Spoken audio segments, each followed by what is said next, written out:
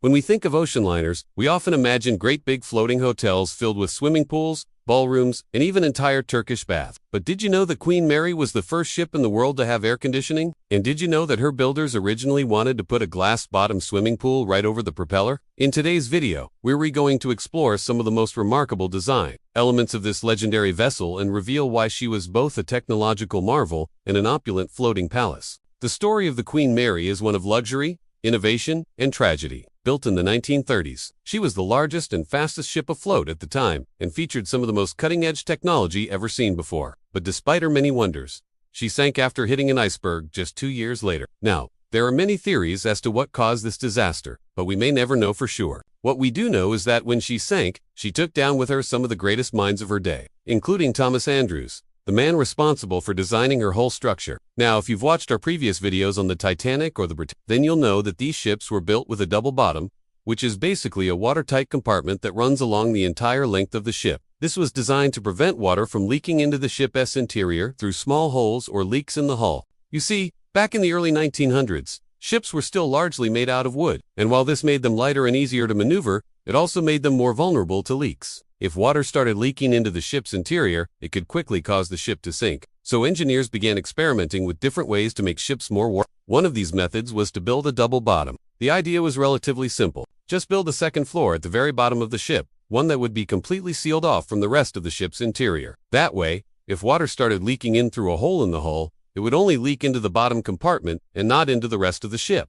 The only problem was that it was incredibly difficult to build a watertight seal between the bottom compartment and the rest of the ship. Back then, they didn't have any fancy welding equipment or adhesives, so they had to rely on rivets to hold everything together. And if any of those rivets failed, water could still leak into the ship's interior. It was a risky design, but it was worth it because the added safety made up for any potential downsides. But it wasn't just the double bottom that made Queen Mary so special. Her hull was also incredibly strong, thanks to a process known as cellular plating. This involved creating a series of small compartments within the hull itself by using long, thin steel plates. This made the hull much stronger and more rigid than a single sheet of steel would have been. Additionally, the hull was designed to be as streamlined as possible to reduce drag in the water. Andrews used his experience from the Titanic disaster to improve the whole design of the Queen Mary.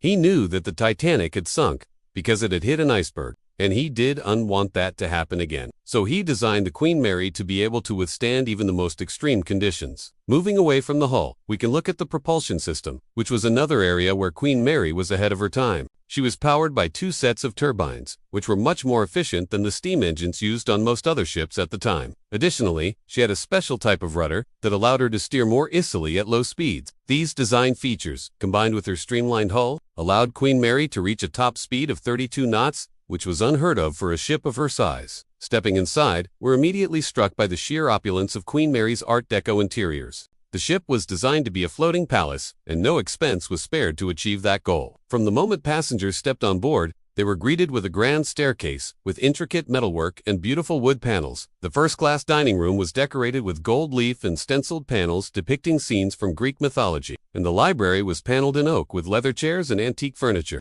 Throughout the ship, there were works of art by some of the most famous artists of the day, as well as intricate mosaics and stained glass windows. But it wasn't just the artwork that made Queen Mary so special. The ship also featured some of the most advanced technology of the time, such as electric doors, intercom systems, and even a radio station. In fact, Queen Mary was the first ship to have a public address system that allowed announcements to be made throughout the entire ship. She also had the first commercial X-ray machine, which was used for medical purposes. But perhaps the most luxurious feature of Queen Mary was her swimming pool. Located on the top deck, it was one of the largest pools at sea and featured a retractable roof. Passengers could swim underwater and even watch movies projected onto a screen underwater. The pool was a major attraction on the ship. It was often packed with people wanting to take a dip. While all these designs were incredible, none were more important than the ship's engines. You see, when Queen Mary was built, speed was everything. People wanted to get from Europe to America as quickly as possible, and the faster a ship was, the more likely it was to succeed. That's why Queen Mary's engines were designed to be the most powerful and efficient engines in the world. And they were so successful that Queen Mary became the fastest ship of her size ever built. But it wasn't just speed that made Queen Mary so special.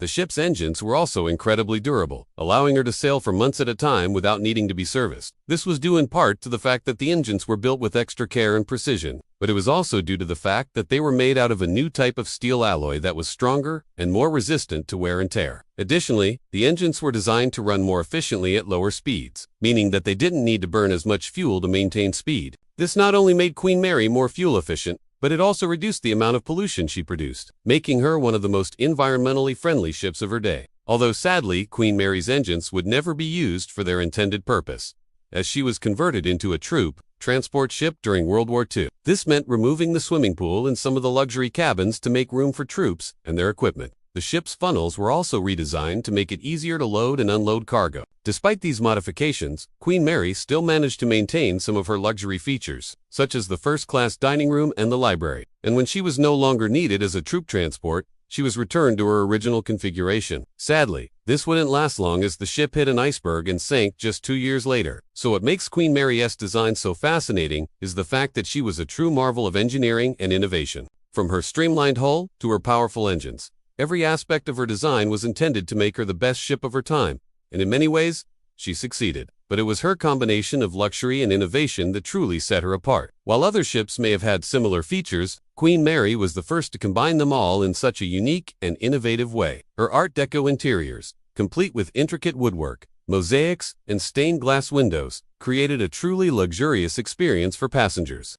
At the same time, her state-of-the-art technology, such as her electric doors, intercom systems, and radio station, made her a pioneer in terms of convenience and connectivity. It was this unique combination of luxury and innovation that made Queen Mary so special. She wasn't just a fast or efficient ship, nor was she just a floating palace. She was both, which is why she became a legend. If you enjoyed this video, please subscribe to our channel for more.